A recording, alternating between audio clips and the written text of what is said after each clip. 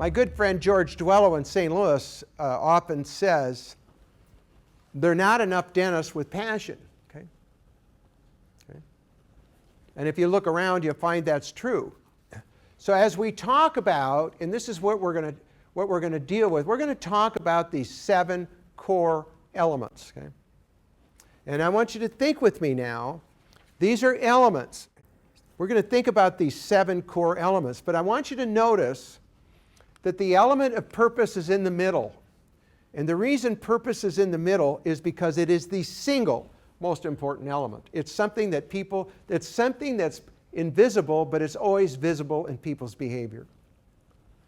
Purpose impacts your organization. Purpose impacts people. Purpose impacts your marketing. Purpose impacts how you engage with your new patients. Purpose impacts how you use your time, and purpose impacts your money. So we're going to start with purpose, okay?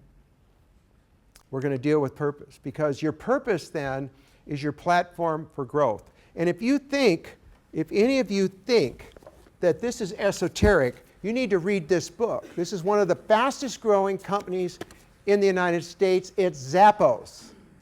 And Zappos has some really significant core values. And those core values determine every activity, everything they do in every system, everything anybody does at any place in the organization. And that little organization is no longer little, it's on fire. Okay? So I only bring that up because it's true. Okay? It's true that your purpose is your platform with growth. No purpose, I can tell you, you're not going anywhere. It's your reason that you exist, and it's the reason your practice exists. Okay? And I want to say this to you in technicolor terms. Money is not a purpose. Money is not a purpose. You may need money to manifest your purpose, but money is not the purpose of being in business. By the way, 1973, General Motors made this statement. We aren't in the business of making cars, we're in the business of making money. And that was the last profitable year General Motors had. And most of you don't realize they owned 180 other businesses. General Motors owned 180 other large corporations, and they were the ones that were making money, and they were feeding the losses of General Motors. And when they eventually went broke after they sold off all their most profitable other businesses. Remember Saturn? Okay. So purpose is really what moves us. It's what gets us up in the morning. It's what turns our crank. It's what starts the engine going again the next day. So it's what you're doing with your life. Your purpose is your North Star, your primary aim. Okay. And it isn't something, by the way, this isn't something you put in a manual and you bury it. This is something you talk about every day, every week, at every staff meeting. This is not a platitude that's on a wall. Okay? This is something you talk about every day. Why are we here? Who are we here for? What are we doing? What are we about? Okay? Who are we helping today? How do we make a difference in somebody's life? That's purpose. Okay? Purpose is always, let me just say this another way. Purpose is never about me. It's never even about who I am. It's about how I impact or make some difference in somebody else's life. You get the difference here? Purpose is really, it turns me on. I love doing it. But it's not really about me. Okay? So purpose is your main driving force for growth. If you ever wonder why you run out of steam, if you ever wonder why you got to pay your staff to show up, manipulate them to come to the door to work tomorrow, it's because you and your practice lacks purpose. Okay? There's not enough juice there to get anybody excited. Can't even get you excited, let alone anybody that works there. Okay? So purpose is how you organize your life and practice. It's how you bring meaning to your life. But primarily, it's how you or I make a difference in the world. And I'm going to say this to you. It isn't just about me. It's about everybody. Everybody wants to know that their life matters. Every person wants to know that they count. Okay? Everybody. So the issue is, how do we then create a practice or an organization where everybody in the organization gets to make a difference in somebody's life? Not just assisting me, but how do they get a piece of that so they feel, wow, because we all have that within our DNA. And that's why I feel that purpose is such a main driving force. One of my guys I love to read so much is Viktor Frankl, who developed the whole theory on logotherapy. And what he really was saying is that the people that were in concentration camps that had a bigger why to live were the ones that had a tendency to survive. Okay? And the why was always about their children or their future or something. It wasn't about them. Okay? And one of the problems we have in the United States today, we've got too many people with the means to live but no reason to live for. I remember years ago I was doing a new patient experience retreat. And there was a fellow in that room that has gained some pretty significant notoriety, and I'm not going to use his name. And he's sitting in the back of the corner, and I asked this question. I was kind of right on this point. And I asked the question, I said, what would you die for? And he looked at me and he says, hell, I wouldn't die for anything or anybody. And I said, then what would you live for? See, your purpose is what you're living for. Your purpose is what you're living for. Okay? So the purpose then begins to form the blueprint. Okay? How do you build a practice that represents you? Right? Right? How do you build that? Okay? Well, I think if you're going to build a practice that represents you, you have to build it from the inside out, right? If you're going to build a practice that represents you, it has to start with your values. If you're just going to be another lookalike, which we got enough of them, you know, you're going to be 90% that are going to wonder what's going to be happening to them. They're going to be in HMOs, PPOs, and they're going to be sucking gas for the rest of their lives. Okay? They're going to get down into what I call the abyss of managed care hell. Okay? Those are people that don't have a purpose. They don't have something bigger to attract people, and it's all about the money on the outside. So they build their practices from the outside in, right? Rather than from the inside out. Okay?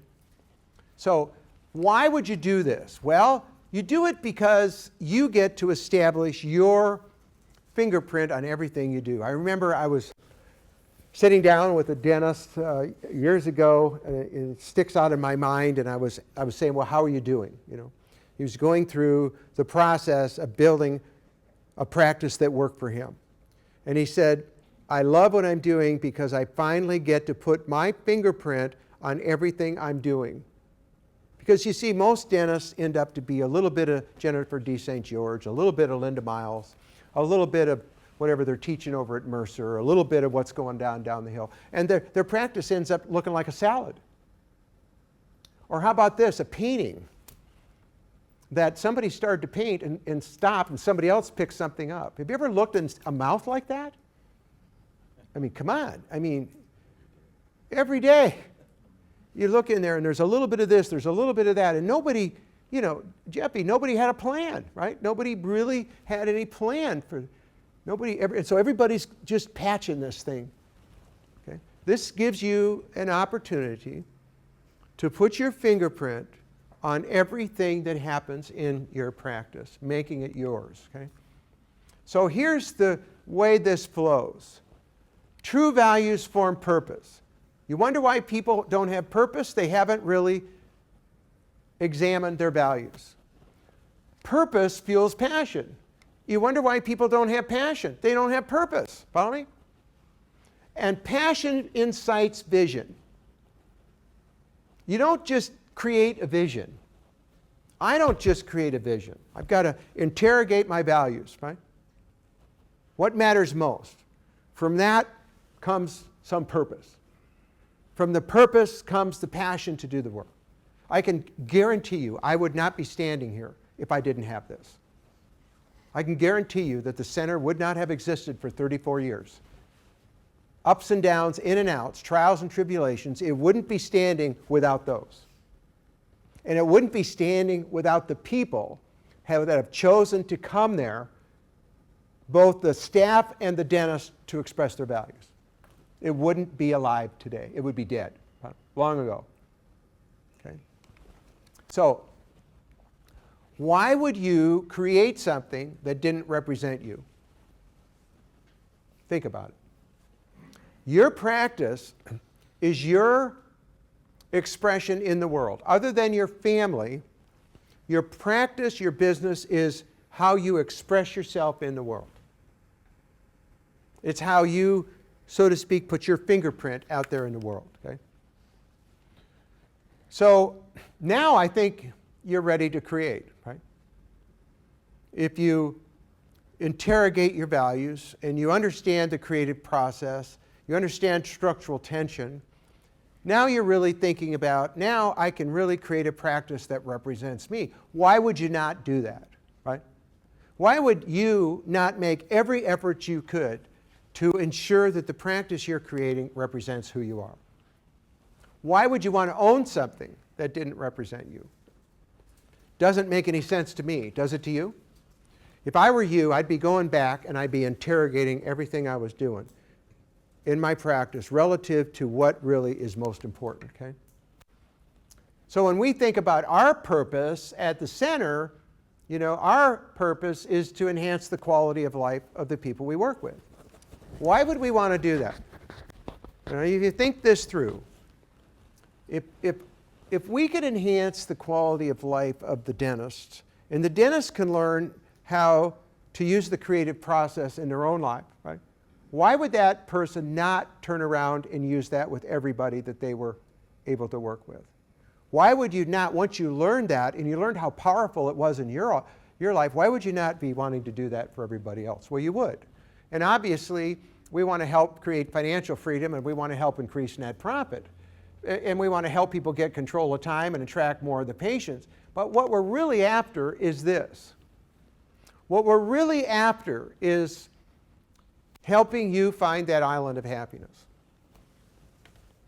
What we're really after is taking all of the energy, the education, the training, the time, the money, and finding that place that you say or I say, I've got this balance. You know, I've got the balance between my work and my family. You know, I've got the balance between my recreation. I got the balance between having God in my life and don't. And by the way, I find that people that have no God in their life are pretty much lost anyway, right? I find that on a regular basis, that if they don't have that center someplace, that they really, so to speak, have trouble putting it together. Because you know you can't solve all your problems with money. You do know that, right? So here's the kind of a summary of this, if you think about it. Average practices have average purposes. Mediocre practices have no purposes. Great practices have great purpose.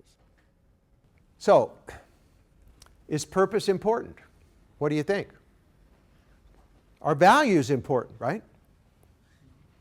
Did you ever think of your practice kind of like in this light? I mean, you're not there. You know, did you ever think of having a business and saying that business that I have is really a personal expression? See, that's the opportunity we get being in a professional practice. That's a professional model, following? A professional business model says two things. How do I want my patients to be when they finish, right? What do I want to feel when it's going on? And how do I make this whole thing work? And I really sustain and say to you that purpose is the core of it all. Okay? It's the kind of at the heart and the middle of it.